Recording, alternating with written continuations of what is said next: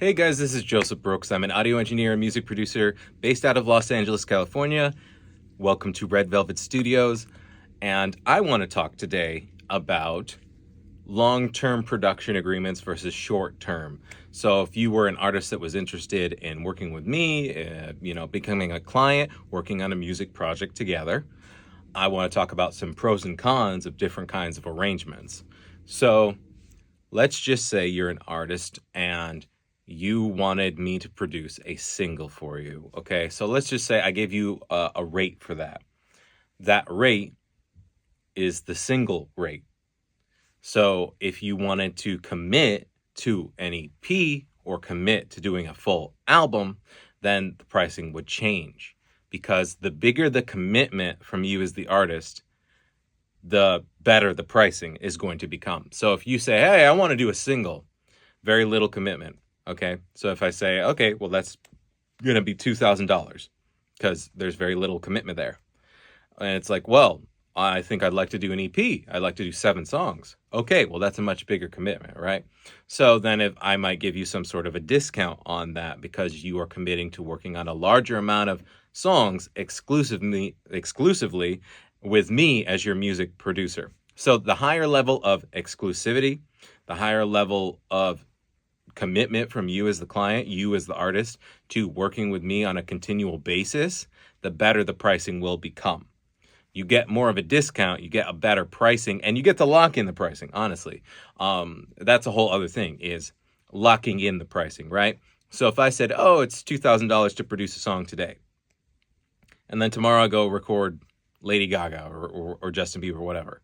Okay, the price isn't going to be $2,000 anymore, right? So if I go record somebody high profile, or I produce a record and it becomes a big hit with an artist, that changes where I stand as a producer. That changes my price. That changes my rate, right? So when Timbaland or Dr. Luke or Jack Antonoff was an unknown producer and they were working with really small projects, the price was probably really low. But then if you work with Taylor Swift and then somebody says, hey, Jack Antonoff, I saw you were working with Taylor Swift. That's so crazy. I want to work with you because you're working with Taylor Swift. He's going to tell you, okay, it's $50,000. It's $100,000 now. The price yesterday was one price when I was here. Now I'm here. The price is not what it used to be. So the price fluctuates when you work with a producer, when you work with an engineer. The bigger my name gets, the bigger my price gets. So it's to your benefit as an artist to get in with me now and establish those relationships now, because the more high profile I get, the bigger the artist I get to work with, the higher the cost is going to be. And then eventually it's going to be outside of your budget, right? So you locking in a solid price, a solid rate with me is dependent on our current agreement. So, that's just part of the deal. You can build a sound together and you build more of a connection, more of a relationship. I can understand you better as an artist. I can understand you as a person better when working on more songs together. So, but it doesn't really matter. Like if you want to just do one single, that's fine. But the price reflects that, right? So, if you said, hey, I agree to produce a song for you. And I say, all right, it's $1,500 to produce a song for you. I'll give you a better deal if you're doing 5 songs with me, if you're doing 6 songs with me, right? I might say, oh, well, let's do 6 songs for $1,200 each. Let's do 6 songs for $1,100 each, because we're doing 6 songs. Doing more songs lets me lock in with you. It makes it so I don't have to keep looking for another artist to work with, right? I don't have to keep looking for a new client, looking for another project. There's a sense of security in that. And even from a financial standpoint, I know I have steady work. If I have steady work, I have a steady client, I have consistency, the pricing gets better because I know that I can depend on that, right? I know I'm going to eat for the next few months. I know my rent's going to be paid for the next few months. I know my bills are going to be paid because I know we are doing enough songs to cover that. But as long as we're not doing enough songs to cover that, or the rate isn't high enough to cover those things, that's when I have to keep Hey, I'm looking for another artist. Hey, I'm looking for another client. Hey, I'm looking for somebody else. I'm always going to be on the hunt for another project, another client, another somebody else to work with. And then I'm juggling multiple projects all at the same time if the rates are really low. So that's the whole thing. It's like if you are a music producer, let's just say you're Jack Antonoff and you just want to work with two people, this is what Jack Antonoff does. Okay, so I want to work with Taylor Swift and I want to work with Lana Del Rey. And those are the only projects I'm producing this year, or for the next 2 years, honestly. Taylor Swift's budget for a music producer. Okay, Jack, we're going to put you on a salary, okay? We're going to pay you $200,000 to produce this record, and you're going to get royalties on the record. Jack doesn't have to go find any new clients. He doesn't have to find more artists to work with because that client is paying enough to pay him out for the whole year. So if I work with a client and you give me $500, which that's not even my rate, but let's just say you give me $500. Tomorrow I have to find 10 other people to give me $500. You know what I mean? So, I mean, you're working with a music producer who lives in one of the most expensive cities in the world. So that's just going to be reflected in the rate. So all of these things are things that we can discuss, whether, if you're doing a package where you do a song and you say, we don't want to give you any royalties, Joseph, we would like to own everything. Okay. We want 100%.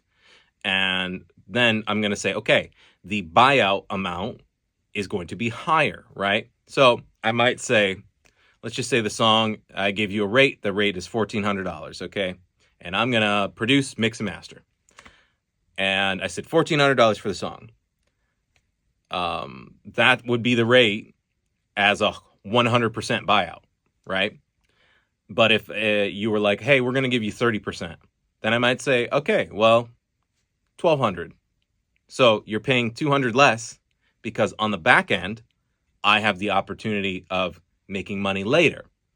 If that gets put in a movie, that gets put in a TV show, you get a bigger opportunity. Your streams are doing really well.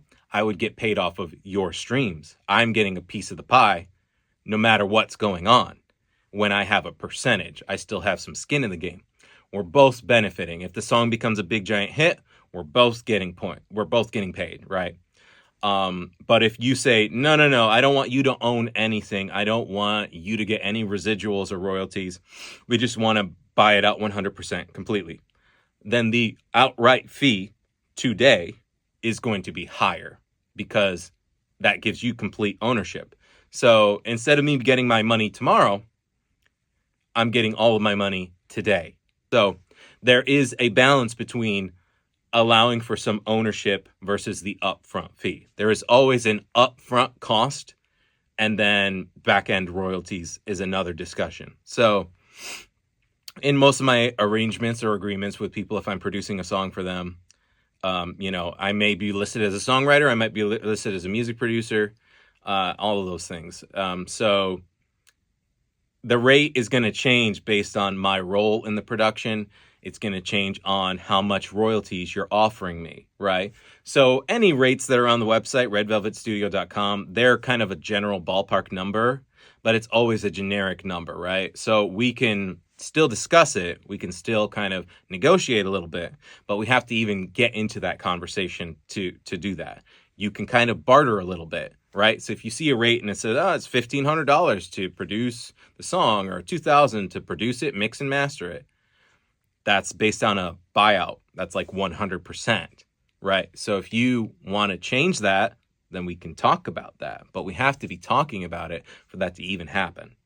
So this is just kind of a general overview. I know there's a lot of different dynamics of this stuff, but if you've never worked with a professional music producer or hired somebody to work on a big music project, I just kind of wanted to explain this a little bit better because you might say, wow, if it's $1,800 for one song, well, if I do an album, each one's going to be $1,800, right?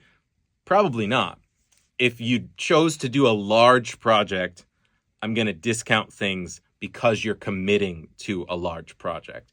So if you make an agreement with me where you're committing to work with me on a long-term basis, we're both, going to be working on a big project together, then the pricing can change. Some discounts can be made to it because we're doing lots and lots of songs. And I know that I have a level of stability. I know I don't have to keep looking for more clients. So it's win-win.